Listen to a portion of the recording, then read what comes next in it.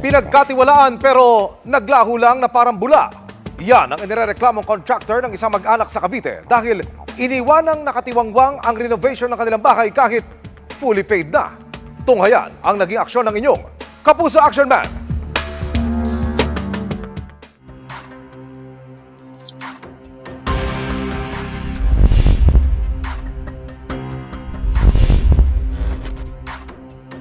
Abril noong nakaraang taon, sinimulan ang pangarap na renovation sa bahay ng pamilya Montecastro sa General Trias, Cavite.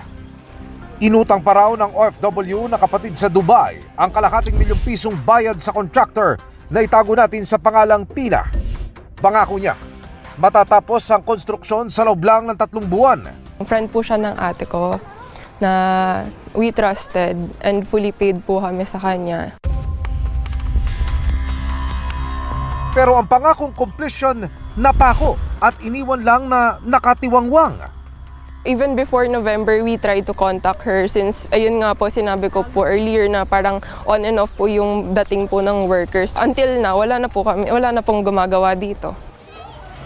Pinagtitiyagaan ng araw nilang tirhan ang bahay kahit may bahaging walang kisame at hindi napalitadakan.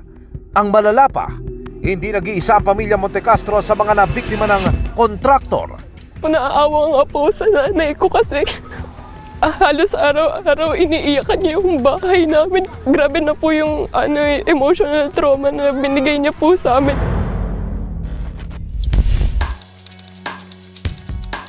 Para matulungan ang pamilya Montecastro, dumulog ang inyong Kapuso Action Man sa isang abogado. Mag-file tayo ng specific performance, which is a civil case, or pwede rin naman damages kasi hindi sila tumugon dun sa kontrata. Ano matitiyak ng sa kliyente na hindi ho sila maluloko ng kontratistang kanila pong kukunin? I-check po natin, ito po ba ay may license to operate under PCAB? Meron po ba itong mga pending cases sa SIAC or SICAP? O kung sakasakali, tignan po natin yung portfolio niya. Iwasan din daw mag-full payment hanggat hindi pa natatapos ang construction. Sa pagsasaliksik ng inyong Kapuso Action Man, hindi lisensyado sa Philippine Contractors Accreditation Board ang contractor. Pinaiimbestigahan na rin natin sa PCAB ang kaso. Sinubukan namin kunin ang panig ng contractor pero tumanggi siyang magpaunlak ng panayam. Sa ngayon ay nakapagsampa na ng kasong estafa laban sa contractor, ang pamilya Montecastro. Tututukan natin ang kasong ito mga kapuso. Para sa inyong mga sumbong, ipadala nyo lamang sa Kapuso Action Man Facebook page. Dahil sa anumang reklamo, pang-abuso o katiwalian, tiyak may katapat na aksyon sa inyong Kapuso Action Man. Ipinagsisiyasat ngayon ng Department of Agriculture ang iligal umanong pagbebenta ng National Food Authority ng bigas na dehado umano ang presyo at hindi dumaan sa proseso. Ang depensa ng NFA sa pagtutok ni Bernadette Reyes. Pinaiimbestigahan ni Agriculture Secretary Francisco Chu Laurel Jr. ang di umanong otorisadong pagbenta ng National Food Authority ng tone-toneladang bigas sa presyong dehado ang gobyerno. Base sa inisyal na impormasyon, nabili umano ito ng NFA bilang palay sa halagang 23 pesos at binenta bilang bigas sa mga traders sa halagang 25 pesos nang walang public bidding. Maraming nagtuturuan, maraming nag-a-accuse doon mismo sa loob, sa labas ng NFA, at ang gusto ni Secretary, lumabas talaga yung katotohanan. Hindi na muna nagbigay ng ibang detalye ang kagawaran ukol dito habang gumugulong na ang investigasyon pero malinaw daw ang mandato ng NFA. Pero sa isang pahayag, sinabi ni Secretary Chu Laurel na dapat patawan ng pinakamabigat na parusa ang mga nananamantala sa mga magsasaka at mangingisda at mga consumer. Ang role ng NFA ngayon ay bumili ng palay sa mga local producers at gagamitin yon for buffer stocking, especially during calamities. Meron kasing period yan kung gaano katagal na nag-stay sa kanila yung bigas, pwede nilang i-release yan. So yan yung under review mo. Habang wala pang resulta ang investigasyon ng Department of Agriculture, patuloy sa pagganap ng tungkulin ng mga opisyal ng NFA na maaaring may kinalaman sa issue. Sa pahayag ng NFA, sinabi nitong ang mandato nito ay itabi at i-dispose ang 99.9% ng stocks nito na nasa maayos at nakakain na kondisyon. Kapag daw lumagpas ng 3 buwan ang hawak nilang bigas, kailangan daw itong gilingin muli kaya nagkakaroon ng dagdag gastos. Para maiwasan ito, maaari daw ibenta ng NFA ang bigas sa pinakamataas na mandated price sa mga qualified commercial buyers sa first-come, first-served basis. Ang bigas daw na hawak ng NFA ay ibinebenta sa itinakdang presyo na 25 pesos per kilo. Nanindigan ng NFA na responsable daw na na-dispose ng kasalukuyang NFA management ang stocks nitong bigas. Para sa GMA Integrated News, Bernadette Reyes, nakatutok 24 oras. Naglabas na po ng red notice ang Interpol laban kay dating Negros Oriental Representative Arnolfo Teves, kaugnay yan sa umunoy pagiging utak niya sa pagpatay kay Negros Oriental Governor Roel Degamo. Umaasa naman ang may bahay ni Degamo na madadakip si Teves na sa huling monitoring ng Justice Department ay nasa Timor-Leste pa rin. At yan po ang sanib puwersang tinutukan ni Salima Refran at Rafi Tima. Issuance of the red notice by the Interpol vis-a-vis as against or involving former congressman, ex-congressman Arnie Teves. Ang Justice Secretary nang nag-anunsyo, may Interpol red notice na laban kay dating Negros Oriental Representative Arnie Teves. Sa kopya ng red notice na ibinigay sa GMA Integrated News, nakalagay ang mga litrato, detalye at maging mga alias ni Teves. Nakasulat rin na may warrant siya para sa mga kasong murder, attempted murder at frustrated murder. At itinuturong mastermind sa pagpatay kay Negros Oriental Governor Roel Degamo at 9 na iba pa sa Pamplona, Negros Oriental. Akusado rin si Teves sa 3 pang kaso ng murder sa Negros Oriental noong 2019. Nakasaad din dito na designated terrorist si Teves ng Anti-Terrorism Council. Ang red notice, yan ang pinakamalapit o similar to or akin to an international warrant of arrest.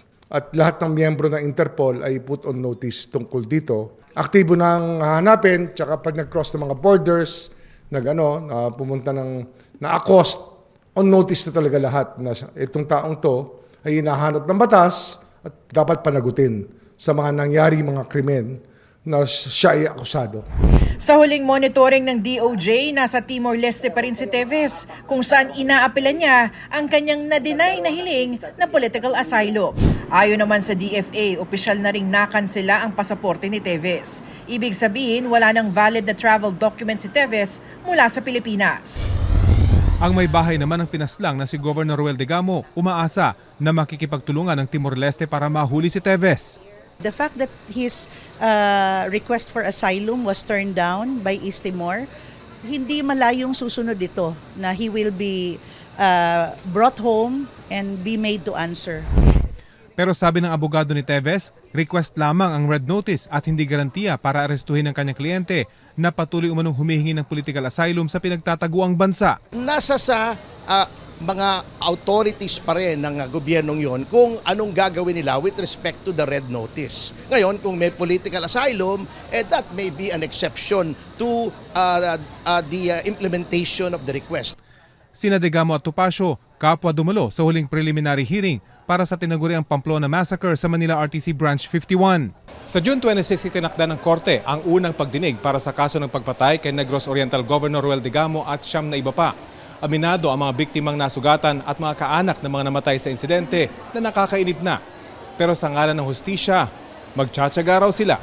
The peace will become more lasting if Arnie, along with the others accused, will be brought to court and face the crimes they have committed.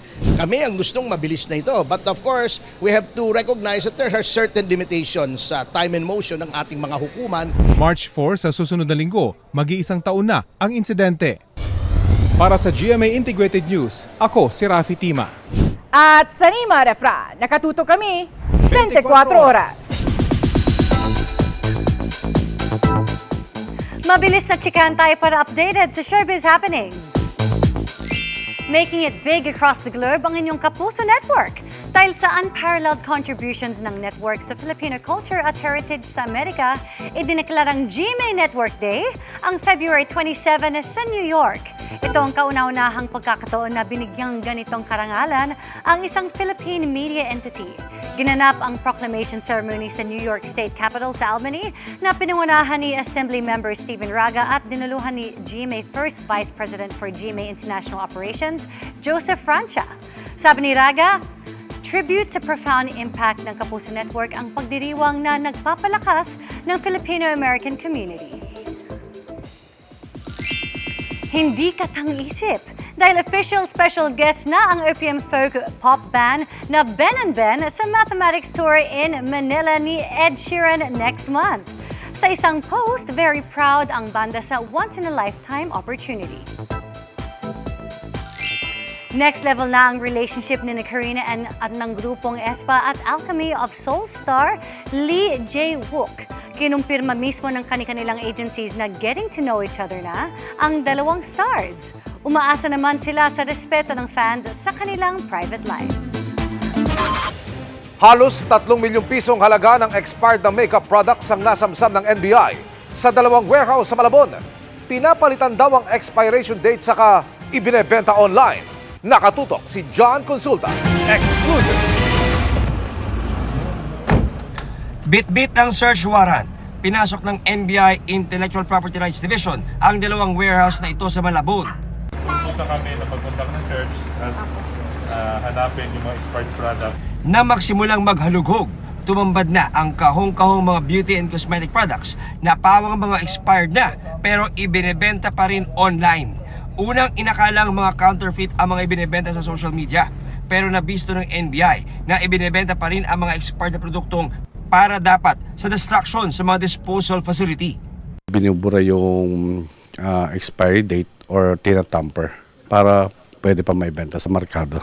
Libo-libong piraso ng cosmetic and beauty products na nakakahon ang nakumpiska na nagkakahalaga ng halos 3 milyong piso. Mahalaga to dahil ito, ang concern dito is yung public health. Pwedeng magkosto ng skin irritation, allergy, or mas malala pa doon ang maidulot sa katawan ng tao. Sinisikap pa rin namin makuha ang panig ng inoperate na establishmento habang tuloy ang follow-up operation ng NBI para matukoy ang iba pang establishmento na nagsasagawa ng kahalintulad na operasyon. Pa-file natin yung may-ari na establishment ng violation of RA 9711, which is the Food and Drug Administration Act, sale of expired cosmetic and beauty products. Para sa GMA Integrated News, John Consulta, nakatutok 24 oras. 72% ng mga Pilipino ang nakararanas ng tooth decay na nagre-resulta sa pagkabungi. Ayon po yan sa pag-aaral ng National Survey on Oral Health noong 2018. Pero dahil po sa kahirapan, hindi magawang makapagpakonsulta sa dentista o di kaya'y makapagpapustiso ng ilan. Sa ilalim po ng Ngiting Kapuso Project ng GMA Kapuso Foundation, tinulungan natin silang maibalik ang kumpiyansa sa sarili.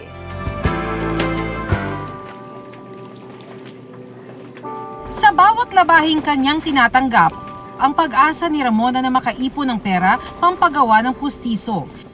Higit 1 dekada na raw kasi siyang walang ngipin na nagpapahirap sa kanyang pagkain at pagsasalita. Matagal ko na pong pinapangarap na magkaroon po talaga ng ipin. Mahirap po kasi hindi katulad talaga ng normal na talagang nagagawa mo yung pagnguya, pagkagat. On-call lang sa paglalaba si Ramona, kaya ang kinikitang 600 pesos tuwing may laba, sumasapat lang daw para sa gastusin ng kanyang pamilya. Naku, yan po ang talagang problema, pera. Kasi ang alam ko po kasi pag nagpagawa ka ng pustiso, mga 10 pataas. Simulat sa pool, hindi nang buwa ko nakakapunta sa mga dental para mapatingin ko po yung ipin ko. Kaya ang pangarap na pustiso ni Ramona, isinakatuparan na ng GMA Kapuso Foundation, katuwang ang CEU School of Dentistry at Nilo Dental Laboratory sa isinagawa nating Ngiting Kapuso Project. Kami po yung nagpa-process sa mga dental prosthetic restoration. Masaya kami na makakatulong at makikita namin yung ating mga beneficiary na talagang karapat-dapat naman na mabigyan natin ng tulong. Ang laki daw po ng binagbata ko. Yung 46 ko parang 18 years old lang. After 13 years po, ngayon lang po ako nagkaroon ng ngipin ng Ngiting Kapusong katulad po nito ngayon. Gaya ni Ramona, kitang-kita rin ang glow up sa mga ngiti ng iba pang beneficiaries. Maraming salamat sa GMA Kapuso at sa CEU at sa mga dentistang tumulong sa pagbabalik ng aking magandang ngiti. Ngayon, buong kumpiyansa na silang nakakangiti ng walang halong takot at hiya. Salamat sa puso!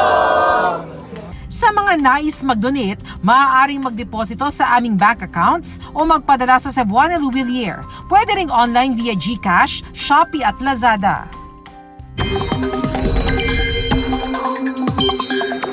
Sa ating ulat panahon, patuloy na uulanin ang ilang bahagi ng bansa dahil sa iba't ibang weather system. Kasama pa rin dyan ang trough ng low pressure area sa labas ng Philippine Area of Responsibility, gayon din ang hanging amihan at easterlies o yung pong mainit na hangin. Base sa datos ng Metro Weather, may tsansa na ulan bukas sa Aurora at Quezon. Pero sa natitirang bahagi ng Luzon, maaliwalas ang panahon at maliit ang posibilidad na umulan. Posible namang ulanin ang ilang bahagi ng Visayas kasama ang Leyte at Negros provinces. Maging alerto rin ang mga taga Mindanao dahil magpapatuloy ang pag-ulang dala ng trough ng LPA. At umaga pa lang bukas, may ulan na sa Caraga, Davao Region at Soc-Sargent. Pagsapit ng hapon, uulanin na rin ang BARM, Zamboanga Peninsula at Northern Mindanao. May malalakas na ulan pa rin kaya maging handa sa banta ng flash floods o landslide. At sa Metro Manila, mababa naman ang tsansa ng ulan pero hindi pa rin inaalis ang posibilidad ng biglaang pag-ambon dahil sa amihan.